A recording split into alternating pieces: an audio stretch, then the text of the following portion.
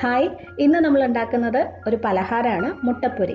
വളരെ കുറച്ച് സമയം കൊണ്ട് കുറച്ച് സാധനങ്ങൾ വെച്ച് എളുപ്പത്തിൽ ഉണ്ടാക്കാൻ പറ്റുന്ന നല്ല ടേസ്റ്റി ആയിട്ടുള്ളൊരു സ്നാക്കാണിത്. ഇതെങ്ങനെയാണ് റെഡിയാക്കുന്നതെന്ന് നോക്കാം. അപ്പോൾ മുട്ടപ്പൊരി ഉണ്ടാക്കാനായിട്ട് ഞാൻ 4 മുട്ട പുഴുങ്ങിയിട്ട് ഇതുപോലെ രണ്ടായിട്ട് കട്ട് ചെയ്ത് വെച്ചിട്ടുണ്ട്. അപ്പോൾ 4 മുട്ട എടുത്തു കഴിഞ്ഞാൽ നമുക്ക് 8 മുട്ടപ്പൊരി ഉണ്ടാക്കാൻ പറ്റും. അപ്പോൾ ഇനി നമുക്ക് ഇതിന് വേണ്ട മസാല റെഡിയാക്കണം. അപ്പോൾ ഒരു പാൻ വെച്ചിട്ട് ഒരല്പം എണ്ണ ഒഴിച്ച് കൊടുക്കാം. വളരെ സിമ്പിളായിട്ടുള്ളൊരു മസാലയാണ് കേട്ടോ ഇത്. ഈ എണ്ണയിലോട്ട് ഒരു 1/2 ടീസ്പൂൺ ഇഞ്ചി വെളുത്തുള്ളി ചതച്ചതും കുറച്ച് പച്ചമുളകും ഇടാം. ഒരു ചെറിയ കഷ്ണം ഇഞ്ചിയും ഒരു 3-4 അല്ലി വെളുത്തുള്ളിയും കൂടി ചതച്ചെടുത്തതാണ്. പച്ചമുളകിൻ്റെ പകുതിയെ ഞാൻ എടുത്തിട്ടുള്ളൂ കേട്ടോ, ഒരെണ്ണത്തിൻ്റെ പകുതി. ഇനി ഇതിനകത്തോട്ട് ഒരു വലിയ സവോള അല്ലെങ്കിൽ 2 ചെറുത് കനം കുറച്ച് അരിഞ്ഞതും കൂടി ഇട്ട് നന്നായിട്ട് വഴറ്റിയെടുക്കാം. ഈ മുട്ടപ്പൊരിയിൽ വളരെ കുറച്ച് മസാല മാത്രമേ ആവശ്യമുള്ളൂ. 8 എണ്ണം നമുക്ക് ഉണ്ടാക്കണമെങ്കിലും ഓരോന്നിലും നമ്മൾ കുറച്ച് മാത്രമേ മസാല വെക്കുള്ളൂ. അപ്പോൾ ഇത്രയും മതി സാധനങ്ങൾ. അപ്പോൾ ഇത് നന്നായി വഴറ്റിയെടുക്കാം. നമ്മൾ ഈ വഴറ്റുന്ന സമയത്ത് തന്നെ സവാള നന്നായിട്ട് വെന്തിട്ടുണ്ടാവണം, കാരണം പിന്നെ നമ്മളിത് വെള്ളം ഒഴിച്ച് വേവിക്കത്തൊന്നുമില്ല. അപ്പോൾ സവാള ഇതുപോലെ വെന്ത് ചെറുതായിട്ടൊന്ന് നിറം മാറി തുടങ്ങുമ്പോൾ ഇതിനകത്തേക്കൊരു 1/4 ടീസ്പൂൺ മുതൽ 1/2 ടീസ്പൂൺ വരെ മഞ്ഞൾപ്പൊടിയും അതേ അളവിൽ തന്നെ കുരുമുളക് പൊടി 1/4 ടീസ്പൂൺ മുതൽ 1/2 ടീസ്പൂൺ വരെ കുരുമുളക് പൊടിയും ചേർത്തു. അതിൻ്റെ കൂടെ ഒരു 1/4 ടീസ്പൂൺ ഗരം മസാലപ്പൊടി. ഇത്ര മസാലപ്പൊടികൾ മാത്രമേ ഉള്ളൂ, വേറൊന്നും ചേർക്കണ്ട. ഇനി ഇത് നന്നായിട്ട് വഴറ്റി ഈ മസാലയുടെ ഒരു പച്ചപ്പങ്ങ് മാറണം. ഇതിനകത്ത് ആ കുരുമുളകിൻ്റെ ഒരു ടേസ്റ്റ് നമ്മൾ കഴിക്കുമ്പോൾ നന്നായിട്ട് അറിയാൻ പറ്റും. അപ്പോൾ അതുകൊണ്ട് തന്നെ ഗരം മസാല ഒത്തിരി കൂടുതൽ ചേർക്കണ്ട. അപ്പോൾ ആ മസാലയുടെ ടേസ്റ്റ് ആയിരിക്കും കൂടുതൽ വരാം. അപ്പോൾ ഇത് റെഡിയായി സ്റ്റൗ ഓഫ് ചെയ്ത് മാറ്റി വയ്ക്കാം. അടുത്തതായിട്ട് ഒരു ബൗളിൽ ഒരു 1/4 കപ്പ് മൈദ ഇട്ടു. അതിനകത്തേക്ക് 1 ടീസ്പൂൺ നെയ്യ് ചേർത്ത് കൊടുക്കുക. നെയ്യ് നിർബന്ധമില്ല, ചേർത്താലും കുറച്ചും കൂടി നല്ലൊരു ടേസ്റ്റ് ഉണ്ടാവും. ഇനി ആവശ്യത്തിന് ഉപ്പും കൂടി ഇട്ടിട്ട് നന്നായിട്ട് മിക്സ് ചെയ്യുക. ഇനി ഇതിനകത്തോട്ട് ആവശ്യത്തിന് വെള്ളം ഒഴിച്ച് ചപ്പാത്തിക്ക് കുഴയ്ക്കുന്ന പോലെ കുഴച്ചെടുക്കുക. സാധാ വെള്ളമാണ്, ചൂടുവെള്ളം വേണ്ട. ഒത്തിരി സോഫ്റ്റായിട്ട് കുഴയ്ക്കരുത്. പറഞ്ഞ പോലെ നമ്മൾ എങ്ങനെയാണോ ചപ്പാത്തിക്ക് കുഴയ്ക്കുന്ന പരുവുണ്ടല്ലോ, ആ രീതിയിൽ കുഴച്ചെടുത്താൽ മതി. അപ്പോൾ മാവിലോട്ട് ആവശ്യത്തിന് വെള്ളം ചേർത്ത് ഇതുപോലെ കുഴച്ച് വെച്ചിട്ടുണ്ട്. ഇതാണ് കറക്റ്റ് പരുവം. ഇങ്ങനെ ആയാലും നമുക്ക് കറക്റ്റായിട്ട് പരത്തിയെടുക്കാൻ പറ്റും. ഒത്തിരി സോഫ്റ്റ് ആയി കഴിഞ്ഞാൽ പരത്താൻ നല്ല ബുദ്ധിമുട്ടായിരിക്കും. ഇനി ഇതൊരു 1-2 മിനിറ്റ് നന്നായി കുഴച്ച് നല്ല സ്മൂത്ത് ആക്കി എടുക്കാം. അപ്പോൾ നമ്മുടെ മാവ് റെഡി ആയിട്ടുണ്ട്, കണ്ടല്ലോ. നല്ല സോഫ്റ്റ് ആണ്, പക്ഷെ നമ്മുടെ കയ്യിലൊന്നും ഒട്ടത്തില്ല. അതാണ് പരുവം. ഇത് റെസ്റ്റ് ചെയ്യാനൊന്നും വെക്കേണ്ട ആവശ്യമില്ല, ഇപ്പോൾ തന്നെ നമുക്ക് പരത്തിയെടുക്കാം. അപ്പോൾ കിച്ചൻ്റെ കൗണ്ടർ ടോപ്പിലിട്ടാണ് ഞാൻ പരത്താൻ പോകുന്നത്. അപ്പോൾ നന്നായിട്ട് മൈദ ഇട്ട് കൊടുക്കാം, കാരണം ഇതൊട്ടും താഴെയൊന്നും പിടിക്കരുത്. അപ്പോൾ അതിനനുസരിച്ച് നല്ലതായിട്ട് മൈദ ഇട്ടിട്ട് തന്നെ പരത്തണം. അപ്പോൾ ഈ നമ്മൾ റെഡിയാക്കി വെച്ച മാവ് ഞാൻ 2ആയിട്ട് ഡിവൈഡ് ചെയ്തു. എന്നിട്ടിത് പരത്താം. വലുതായിട്ട് പരത്തിയിട്ട് ചെറിയ ചെറിയ റൗണ്ടായിട്ട് കട്ട് ചെയ്തെടുക്കുകയാണ് ചെയ്യാൻ പോകുന്നത് കേട്ടോ, അതാണ് എളുപ്പം.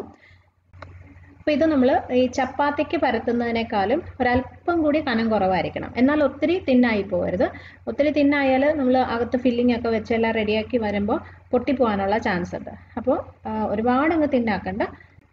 പറഞ്ഞ പോലെ ചപ്പാത്തിയേക്കാളും ഒരല്പം കൂടി കനം കുറച്ച് പരത്തണം. എപ്പോഴെങ്കിലും ഇത് താഴെ ഒട്ടുന്നതായിട്ട് തോന്നുവാണെങ്കിൽ അപ്പോൾ തന്നെ കുറച്ച് മൈദ ഇട്ട് കൊടുക്കാം. അപ്പോൾ ഇത് ഞാൻ പരത്തിയെടുത്തിട്ടുണ്ട്. ഇതിൻ്റെ ഷേപ്പ് ഒന്നും പ്രശ്നമല്ല കേട്ടോ, കാരണം ഇത് നമ്മളിനി കട്ട് ചെയ്തെടുക്കാൻ പോവാണ്. അപ്പോൾ ഞാനൊരു ബോട്ടിലിൻ്റെ ഒരു കുപ്പിയുടെ ക്യാപ്പ് അടപ്പ് വെച്ചിട്ട് ഇതിങ്ങനെ കട്ട് ചെയ്യാൻ പോകണം. അപ്പോൾ ഈ കട്ട് ചെയ്യുന്നതിൻ്റെ സൈസ് നിങ്ങൾ നോക്കി ചെയ്യണം. അതായത് നമ്മൾ എടുത്തിരിക്കുന്ന മുട്ടയുടെ സൈസ് നോക്കിയിട്ട് വേണം ചെയ്യാനായിട്ട്. അപ്പോൾ ഇതിൻ്റെ ഉള്ളിൽ മുട്ട കറക്റ്റായിട്ട് നിൽക്കണം, മനസ്സിലായോ? അത് ചെറുതായി പോകാൻ പാടില്ല, ഈ റൗണ്ട് ചെറുതായി പോകാൻ പാടില്ല. അങ്ങനെ വന്നു കഴിഞ്ഞാൽ നമുക്കത് ചെയ്തെടുക്കാൻ പറ്റത്തില്ല, പൊട്ടിപ്പോകാനുള്ള ചാൻസ് ഉണ്ട്. അപ്പോൾ മുട്ട ഏകദേശം ഒരു അളവിന് ഉള്ളിൽ നിൽക്കുന്ന വലിപ്പത്തിന് വേണം ഈ റൗണ്ട് ഇങ്ങനെ കട്ട് ചെയ്ത് എടുക്കാനായിട്ട്. എന്നാൽ ഒരുപാട് വലുതും ആവണ്ട കേട്ടോ, അപ്പോൾ മൈദ കൂടുതലും ഉള്ളിലുള്ള ഫില്ലിംഗ് ഒക്കെ കുറവായിപ്പോവും. അപ്പോൾ കറക്റ്റ് ആ ഒരു സൈസിന് കട്ട് ചെയ്തെടുക്കാം. അപ്പോൾ ഇതുപോലെ 16 എണ്ണമാണ് നമുക്ക് വേണ്ടത്. അപ്പോൾ ഞാൻ എല്ലാം കട്ട് ചെയ്ത് വെച്ചിട്ടുണ്ട്. ഇനി ഇതെങ്ങനെയാണ് നമുക്ക് ഫില്ല് ചെയ്യുന്നതെന്ന് നോക്കാം. ആദ്യം നമ്മൾ കട്ട് ചെയ്ത് വെച്ചത് ഒരെണ്ണം എടുത്തിട്ട് അതിനകത്തേക്ക് കുറച്ച് മസാല വെക്കാം. മസാല ഇത്രയും മതി കേട്ടോ. ഇനി നമ്മൾ ഇതിനകത്ത് മുട്ടയൊക്കെ വെക്കുന്നുണ്ട്. അപ്പോൾ മസാല ഒരുപാടായി കഴിഞ്ഞാൽ പൊട്ടിപ്പോവും. അതിൻ്റെ മുകളിലോട്ട് ഒരു മുട്ട വയ്ക്കാം. ഇനി അടുത്ത ഒരു പീസ് കട്ട് ചെയ്തതെടുത്ത് അതിൻ്റെ മുകളിലേക്ക് വയ്ക്കാം. എന്നിട്ട് ഈ സൈഡ് നന്നായിട്ട് അങ്ങ് സീൽ ചെയ്ത് വെക്കണം. മൈദ ആയതുകൊണ്ട് ഒന്ന് പതുക്കെ ഇങ്ങനെ ചെറുതായിട്ടൊന്ന് വലിച്ചു കൊടുത്താൽ തന്നെ അങ്ങ് നല്ല സ്ട്രെച്ചായി വന്നോളും. അപ്പോൾ ഇതുപോലെ കുറച്ചൊന്ന് പ്രസ് ചെയ്ത് വെക്കുക. എന്നിട്ട് സൈഡ് ഇങ്ങനെ പിരിച്ച് വെച്ച് കൊടുക്കണം. നമ്മൾ ഈ കോഴിയുടെയൊക്കെ ചെയ്യുന്ന പോലെ ഇങ്ങനെ പിരിച്ച് വെച്ച് കൊടുക്കുക. പിരിച്ച് വെച്ചില്ലെങ്കിലും കുഴപ്പമൊന്നുമില്ല, ജസ്റ്റ് ഒരു ഫോർക്ക് വെച്ച് നന്നായിട്ട് ഇങ്ങനെ ഒന്ന് പ്രസ് ചെയ്ത് എടുത്താലും മതി. അപ്പോൾ ഇതുപോലെ ചെയ്തെടുക്കാം. ഞാൻ ഒരെണ്ണം കൂടി ചെയ്ത് കാണിക്കാവേ. ഒരു കട്ട് ചെയ്ത് വെച്ചൊരു പീസ് എടുത്ത് ഒരല്പം മസാല വെച്ച് അതിൻ്റെ മുകളിലോട്ട് ഒരു മുട്ട വയ്ക്കുക. ഇനി അടുത്തൊരു പീസ് എടുത്ത് ഇതുപോലെ കവർ ചെയ്തിട്ട് സൈഡ് നന്നായിട്ട് പ്രസ് ചെയ്ത് കൊടുക്കണം. ഒട്ടും ഗ്യാപ്പൊന്നും ഇല്ലാതെ പ്രസ് ചെയ്ത് കൊടുക്കുക. എന്നിട്ട് ഇങ്ങനെ പിരിച്ച് വെച്ച് കൊടുക്കുക.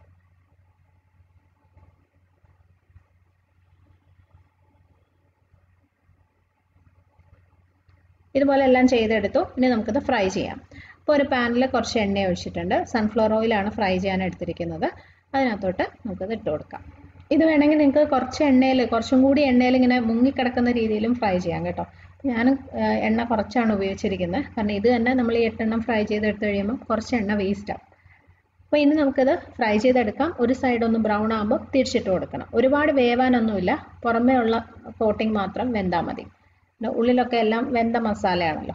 അപ്പോൾ ഇതുപോലെ ഒരു സൈഡൊന്ന് മൊരിഞ്ഞ് വരുമ്പോൾ തിരിച്ചിട്ട് കൊടുക്കണം.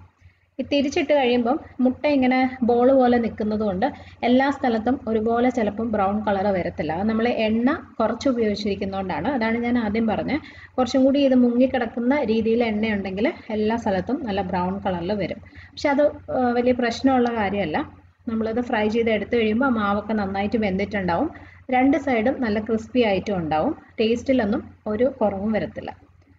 ഓക്കെ, അപ്പോൾ ഇത് റെഡിയായി. നമുക്കിത് എണ്ണയിൽ നിന്ന് മാറ്റാം. ഇത് ഞാൻ ഫ്രൈ ചെയ്ത് എടുത്തു കഴിയുമ്പോൾ നിങ്ങൾക്ക് അടുത്ത സൈഡ് കാണുമ്പോൾ മനസ്സിലാവും. എണ്ണ കുറച്ച് ഉപയോഗിച്ചുകൊണ്ടാണ് അങ്ങനെ ഒരു കളർ വ്യത്യാസം വന്നിരിക്കുന്നത്. അപ്പോൾ ഇതുപോലെ തന്നെ നമുക്ക് എല്ലാം ഫ്രൈ ചെയ്തെടുക്കാം.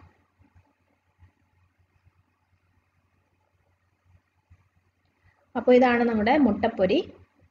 വളരെ ഈസി ആയിട്ട് ഉണ്ടാക്കാൻ പറ്റുന്ന നല്ല ടേസ്റ്റി ആയിട്ടുള്ള ഒരു സ്നാക്കാണ് കേട്ടോ. അപ്പോൾ മിക്കവാറും എപ്പോഴും വീട്ടിലുള്ള സാധനങ്ങളൊക്കെ തന്നെയാണ്. അപ്പോൾ നിങ്ങൾ ഉണ്ടാക്കി നോക്കണം. ഈ റെസിപ്പി നിങ്ങൾക്ക് ഇഷ്ടമായെങ്കിൽ ലൈക്ക് ചെയ്യാനും ഷെയർ ചെയ്യാനും മറക്കരുത്. അതുപോലെ ചാനൽ സബ്സ്ക്രൈബ് ചെയ്തിട്ടില്ലാത്തവരുണ്ടെങ്കിൽ ഒന്ന് ചെയ്തേക്കണേ. ഇതുപോലെ തന്നെ നല്ല റെസിപ്പീസുമായിട്ട് നമുക്ക് വീണ്ടും കാണാം. Bye friends, thank you for watching.